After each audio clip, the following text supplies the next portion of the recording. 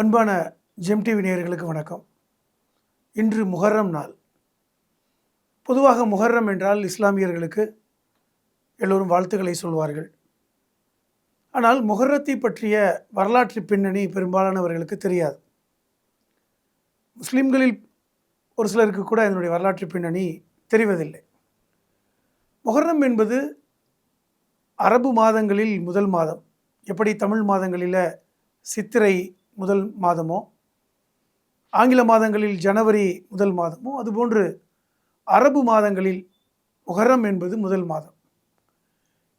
இந்த முஹர்ரம் என்பதை பொதுவாக இது ஒரு புத்தாண்டு, அரபு புத்தாண்டு, அரபியர்கள் இதை புத்தாண்டாக கொண்டாடுவதன் அடிப்படையில் இங்குள்ள இஸ்லாமியர்களுக்கு முஹர்ரம் வாழ்த்து சொல்கிறோம் என்று சொல்வார்கள். ஆனால் அடிப்படையில் முஹர்ரத்துடைய இந்த தினத்துடைய வரலாற்றை நாம் தெரிந்து கொள்ள வேண்டும். நீங்கள் இஸ்லாமிய வரலாற்றை தெரிந்து கொள்வதற்கு முன்பாக அந்த அரபுலக கலாச்சாரத்தை புரிந்தால் மட்டும்தான் இந்த முஹர்ரத்துடைய இந்த பின்புல வரலாற்றை நீங்கள் எளிதாக புரிந்து கொள்ள முடியும்.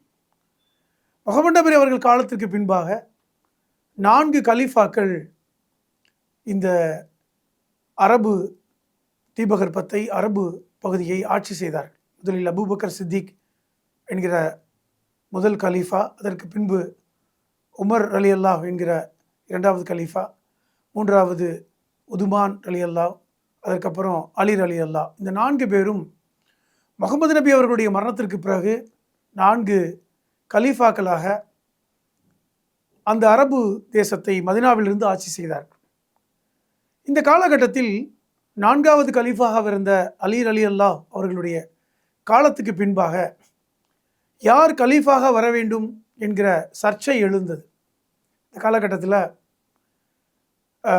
அவர் குடும்பத்தை சார்ந்தவர்கள்தான் அடுத்த கலீஃபாவாக வர வேண்டும், அதுவும் குறிப்பாக அலி அலி அல்லாஹ் அவர்களுடைய மகன் ஹசன் பின் அலி அல்லாஹ் அவர்கள் தான் வர வேண்டும் என்றெல்லாம் அந்த பிரச்சனை எழுந்த பொழுது, அந்த கான்ஸ்பிரசி வந்த பொழுது, அப்பொழுது இருந்த அந்த மக்கள் 2 பிளவாக பிரிந்து நின்ற வரலாற்று பின்னணியின் அடிப்படையில் ஹசன் அவர்களுக்கும் இல்லை நாங்கள் தான் ஹலீஃபாவாக வர வேண்டும் என்று சொன்ன மக்கத்து பகுதியை சார்ந்த முவாவியா ரலியல்லாஹ் என்கிற நபருக்கும் இடையில் ஒரு ஒப்பந்தங்கள் ஏற்பட்டதன் காரணமாக அப்பொழுது பிரச்சனை சுமூகமாக முடித்து வைக்கப்பட்டது.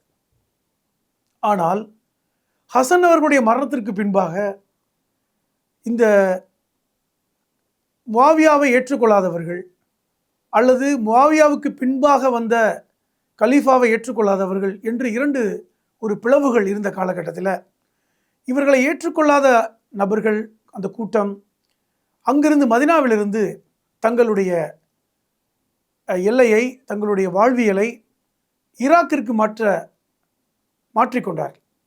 இதன் அடிப்படையில் இங்கிருந்தவர்கள் சிலர் மதினாவிலிருந்து ஈராக்கிற்கு மைக்ரேட் ஆகி அங்கு வாழத் தொடங்கினார். இப்போ 2 விதமான கொள்கைகளை கொண்ட ஒரு கூட்டமாக இஸ்லாமிய சமூகம் அந்த காலகட்டத்தில் ஒரு பிளவை சந்தித்தது என்பது உண்மை.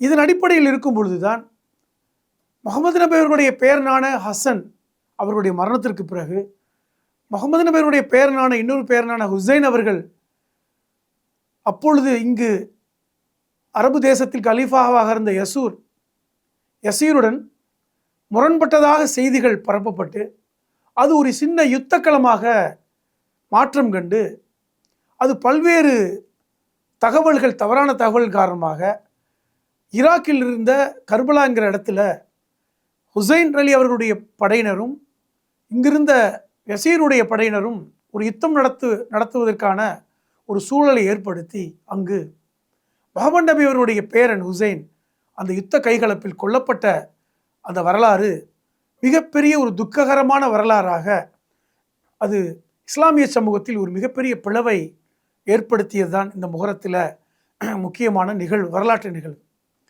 முஹர்ரத்துக்கு நாம் வாழ்த்து சொல்கிறோம். ஆனால் இந்த முஹர்ரத் மாதத்திற்கு பின்னே இருக்கின்ற வரலாறு என்பது மிக கடுமையான ஒரு சோகமான வரலாறு இங்கே புதைந்திருக்கிறது.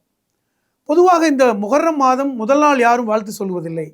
பொதுவாக முஹர்ரம் மாதம் 9ஆம் நாள் 10ஆம் நாள் தான் இஸ்லாமியர்கள் நோன்பு இருப்பது என்பது வழக்கம். இந்த நோன்பை இருப்பதற்கு காரணம் கூட முகமது நபி அவர்கள் காலத்தில் இந்த வரலாற்றை இதற்கு முன்பாக இருந்த மோசஸ் என்று அழைக்கக்கூடிய மூசா அவர் காலத்தில் அந்த பாலஸ்தீன பகுதிகளில் எகிப்துடைய மன்னர் ஃபிரௌனிடமிருந்து தப்பிப்பதற்காக கடலை பிளந்து வந்தபோது இறைவன் அந்த ஃபிரௌன் கூட்டத்தை அழித்ததன் காரணமாக ஒரு நன்றி செலுத்தும் நாளாக இந்த முஹர்ரம் மாதத்தில் 9ஆம் 10ஆம் நாளில் யூதர்கள் நோன்பிருப்பது வழக்கம் என்கிற வரலாற்று செய்தியும் உண்டு. இதை சொல்லிக்காட்டிய முகமது நபி அவர்கள், இன்னும் சொல்லப்போனால் மோசஸ் என்று அழைக்கக்கூடிய மூசா நபி அவர்கள் யூதர்களை விட நமக்குத்தான் நெருக்கமானவர்கள், நாம் நோன்பிருக்க வேண்டும் என்று சொன்னதாக ஹதீஸ்கள் இங்கே உண்டு. நான் எதற்கு சொல்கிறேன் என்றால், இந்த முஹர்ரம் என்பது ஒரு சந்தோஷமான நிகழ்வு அல்ல. இமாம் ஹுசைன் அவர்கள் கொல்லப்பட்ட தினத்தை தான் இன்னைக்கு முஸ்லீம்களில் ஒரு பிரிவாக இருக்கின்ற ஷியா பிரிவு முஸ்லீம்கள் ஒரு துக்கமான நாளாக கொண்டாடுவதை பார்க்க முடிகிறது. நம் தமிழகத்தில் கூட பிற வட இந்திய மாநிலங்களில் கூட சில ஷியா பிரிவு முஸ்லீம்கள் தங்கள் நெஞ்சை அடித்து கொண்டு ரத்தம் வடிய ஊர்வலம் செல்வதை பல சகோதரர்கள் காணொலியில் வீடியோவில் பார்த்துருப்பீங்க, தொலைக்காட்சியில் பார்த்துருப்பீங்க. இதன் எதன் அடிப்படையில் என்றால், முஹர்ரம் என்பது ஒரு துக்கமான நாள், இமாம் ஹுசைன் கொல்லப்பட்ட நாள் என்ற அடிப்படையில் இன்றைக்கும் அந்த நிகழ்வு நடக்கிறது.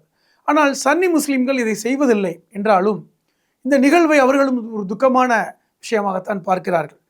இந்த முஹர்ரம் மாதத்தில் இந்த கர்பலா நிகழ்வை ஈரான் மக்கள் பெரிய அளவில் ஒரு சோகமான நிகழ்வாக தொடர்ச்சியாக ஒரு 10 நாட்கள் இந்த முஹர்ரம் மாதத்தில் அவர்கள் துக்கத்தை கடைபிடிக்கின்ற நிகழ்வையும் பார்க்கிறோம். இருப்பினும் இந்த முஹர்ரம் மாதம் இந்தியாவில், குறிப்பாக தமிழகத்தில் இந்த முஹர்ரம் மாதத்தை இங்கு இருக்கின்ற இஸ்லாமியர்கள் இதை ஒரு சந்தோஷமான நாளாக கொண்டாடாமல், இந்த நாளில் குறிப்பாக இந்த முஹர்ரம் மாதத்தில் 9 அல்லது 10 நாட்களில் அவர்கள் நோன்பிருப்பதை விளக்கமாக கொண்டிருப்பதையும், அந்த நாளை அவர்கள் இறைவனோடு நெருக்கமாக நேசமாக இருப்பதற்காக பயன்படுத்துவதையும் பார்க்க முடிகிறது என்கிற வரலாற்று செய்தியை நான் உங்களோடு பகிர்ந்து கொண்டிருக்கிறேன். நன்றி.